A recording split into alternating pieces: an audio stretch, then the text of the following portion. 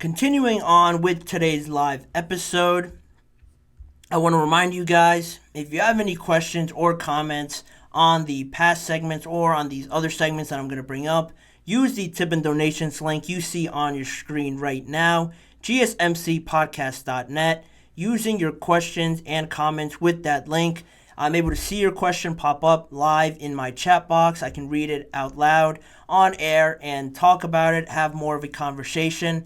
It's very fun, more engaging that way. It's also a big help for this show. So again, the tip and donations link is gsmcpodcast.net. We always send you guys a big thank you if you're able to use that link with any of your questions or comments.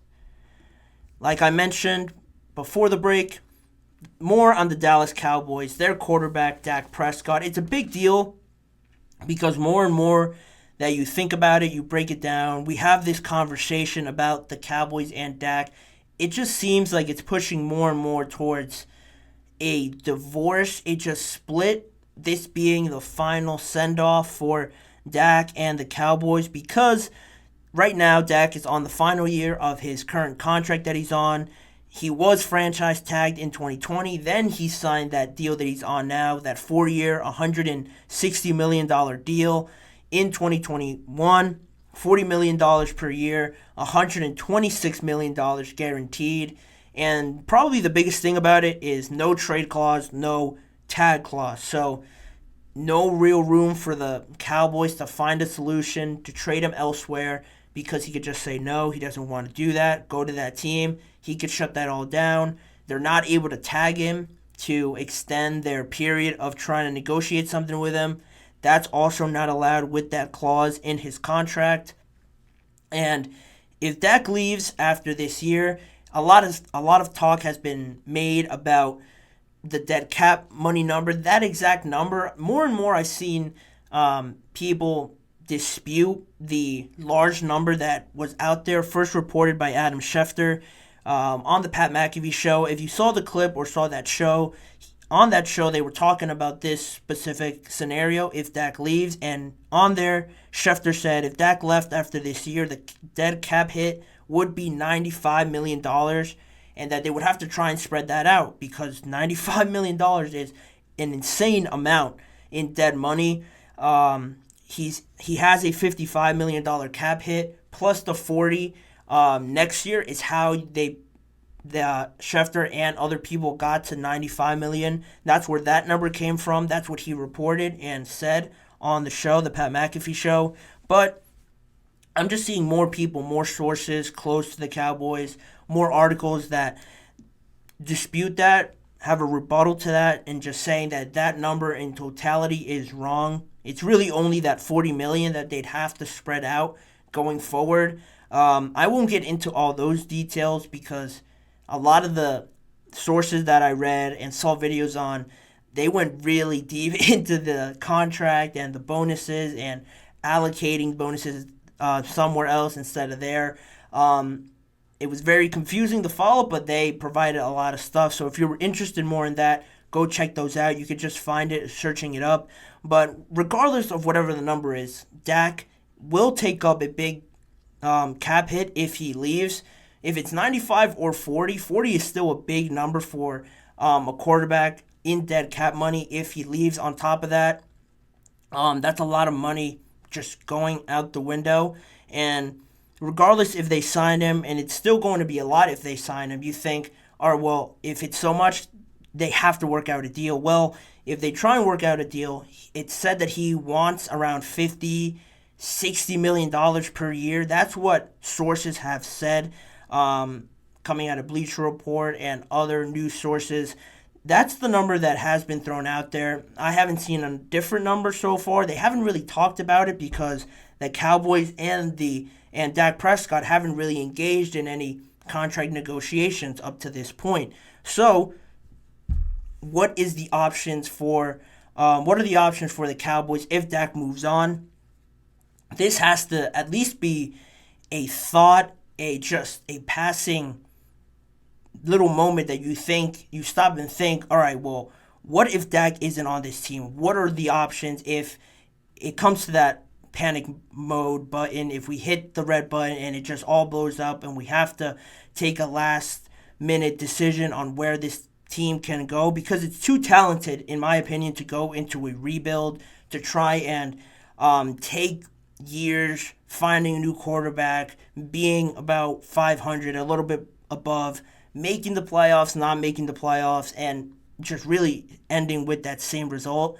It's been like that already for a number of years. They're really trying to get over that, but right now they're in front of a massive mountain to climb and get over with this talented team that they have. So it has recently developed. Adam Schefter, again, was on ESPN a few days ago saying that the Cowboys would be a sneaky team for him in the quarterback market in the draft, to at least look at some of the prospects in there, where before, heading into the draft, heading into February, you would have never thought the the quarterback position would be on the list of needs for the Dallas Cowboys. But as this goes on, as the weeks go by, as we get closer to the draft, it's starting to become a little bit likely for the Cowboys to at least look and see what they have offered to them in that position.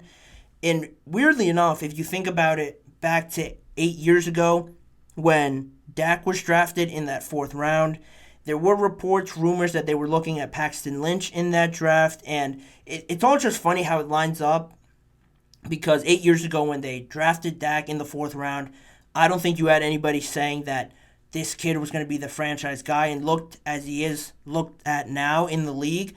But back then, Tony Romo was on the expiring deal, was heading towards the end of his career. And now, funny enough, Dak is on the last year of his career, moving on from the Cowboys.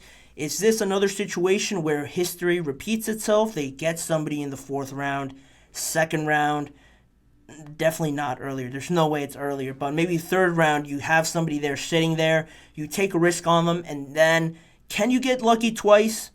We'll see, but it is just funny how it all lines up like that. Again, they find themselves in a similar situation again with their quarterback. A little bit different because Tony Romo is heading towards the end of his career. Dak is still in a position where a lot of teams are going to be vying for him in free agency if he decides to leave, which is becoming more and more likely. Like most players, most quarterbacks that get these massive contracts, all it takes is for one team that doesn't have a great draft pick, doesn't have a lot of assets to trade, know that Dak Prescott is available. All that has to happen is for them to offer him a massive contract. Not saying that that's the only thing that matters, but a lot of people just don't turn away from a massive 4-year, 3-year contract that a team offers you. Regardless if they're great or not, it is something to just say, nah, I don't think I want it. I'm good with that. It's a very real possibility in free agency that he just leaves. And you look at quarterbacks now, Adam Schefter compared him to Kirk Cousins this year when the Falcons offered him that mega deal, $100 million, or actually more than, I think it was a $180 million deal for Kirk Cousins. That kind of money is what we're talking about with Dak Prescott in Schefter's estimation. So it can be a real possibility that the Cowboys, what do they do? Who do they look to? I mentioned the draft. Is that a real possibility? This is where I kind of divulge from that idea of drafting a quarterback. The question is posed. It is a real question. I admit that. But in my opinion, I think right now they have Cooper Rush and Trey Lance on their roster. Right now, saying that, it doesn't fill you with a lot of confidence, right? One, because you've seen already Cooper Rush come in, be the quarterback of this team for a few weeks. He did all right, had his moments, but you don't want to depend on him week after week. That's the reality. Then you have Trey Lance, which interests me a little bit more because Trey Lance, to me, is just as good right now as drafting a quarterback. The idea of bringing in another young guy to learn the system, to try and get his first reps in the NFL, to think lightning's going to strike twice is very, in the same spot, is very optimistic for the Cowboys to think that, one, they can't really get one of the best quarterbacks in the draft unless they trade their number one pick and trade a lot more than they really have to move up there. That is a very wild scenario that could happen, I guess, if they want to trade the number 24 pick and maybe some more picks, throw in a player. Here's a crazy thought. Maybe throw in CeeDee Lamb or definitely not Michael Parsons, but throw in like CeeDee a first round and a few others to move up into the top 4 or something like that. It's absolutely crazy to think like that, but with how their cap is going right now, is that something you think about to move up and get one of the top guys? I think it's unlikely, but it's an option. Maybe when that second round comes around and Michael Penix is still there potentially, or they trade up in the first round to 13, 12 if the Raiders or the Broncos are set on taking Bo Nix or Michael Penix. They trade up and try to get one of those guys or wait it out. Maybe they're there at 24. You can get one of them in. Hopefully they move into the second round. That's also another option. But again, I don't like that idea. There's a lot of options there, but I don't like that idea because you look at Trey Lance, really the piece that I think is basically what you're trying to acquire in drafting a quarterback. He's just as good as any rookie in the sense that no experience, no real reps in the NFL. He's already been in the Cowboys locker room, knows the environment at least a little bit than somebody who's brand new. And he's still at a young age. I think he's 24 or 25 at most. He's still trying to make an impact in the NFL, trying to get his shot. He's just been a backup for the majority of his career. He had that bad injury with the 49ers, and then after that, he's just been floating around to the Cowboys just as their backup. No real thought that he'd ever start, but here we find ourselves in this situation with Dak, and thinking that you're just going to draft another quarterback instead of focusing on the other positions that the Cowboys clearly need, I think is not the smartest move, in all honesty, trying to do that and gamble on bringing in a quarterback that you think you see something in when you already have basically a rookie on your team. I think in that scenario, the Cowboys just have to take a chance with Trey Lance, and if it does come to Trey Lance starting at some point because they have no other options, you have to just try and give him a shot at least at the job. That's what you traded a fourth-round pick for, to bring him in. You just didn't trade that fourth-round pick for nothing just to have him sit on the bench that whole time. You have to see what you at least have in him, where he is in his development, what kind of prospect, what kind of player he looks like out there on the field. And at worst, it doesn't work out. It looks awful. You lose some games because of him. You bring in Cooper Rush anyway to play some games and just close out a season. It would be awful for it to come to that point, but then at least you have answers, definitive answers on what you have. You know that you don't have enough, so then you go out and look for a quarterback, free agency through the draft. I think this year is way too early to start thinking like that because you still have Dak obviously on this year, and you don't want a situation similarly to the Patriots where you have Bailey Zappi, Mac Jones, two young guys competing for this job, and then 1 week they play great, another week, 2 weeks goes by, they don't play great, the fan base is on them, they want him out, you bring in the other one, he doesn't look much better, then you have to have this quarterback roulette going on in your team, and it just looks very bad. You don't want to compare it too much with the Patriots, but that's just one similarity that you see in other organizations where you want to avoid with the Cowboys.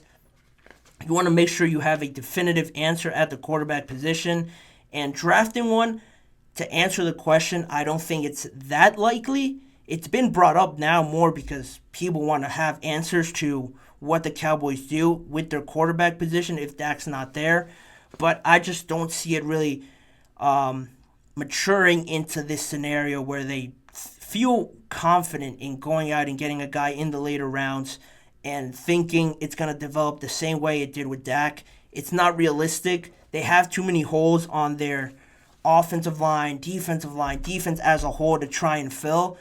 To use it on a quarterback, I really think, honestly, would be a waste. So right now, I can't see it happening, but you never know what will go down at the draft. It is a question being posed out there. I'm sure the Cowboys have seen it. I'm sure they're at least thinking of a plan B other than Dak Prescott. Hopefully, they give Trey Lance a shot and not risk it too much with the draft.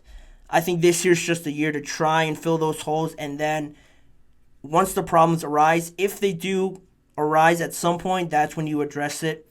This offseason hasn't gone great for the Cowboys, so you can't just try and salvage it with making a big move like this. That's where it stands right now. That's how I feel about it. I would love to know what you guys think. Drafting a quarterback, are you on that? Are you against that? What other options, if I didn't mention them in this segment, do you think the Cowboys have? Do you think it's smart for them to re-sign Dak, to give him that amount of money? Put it all down in the comments or in the chat box as well during the live shows. But in the meantime, we're going to move on with the show. The last break of the episode coming up in a few seconds. Then, to close out the show, we're going to talk about Tom Brady and potentially making a return to the NFL. My thoughts on it and more details on what he said specifically on a podcast interview yesterday. Stick around to find out more on that story shortly after this. I'll be right back.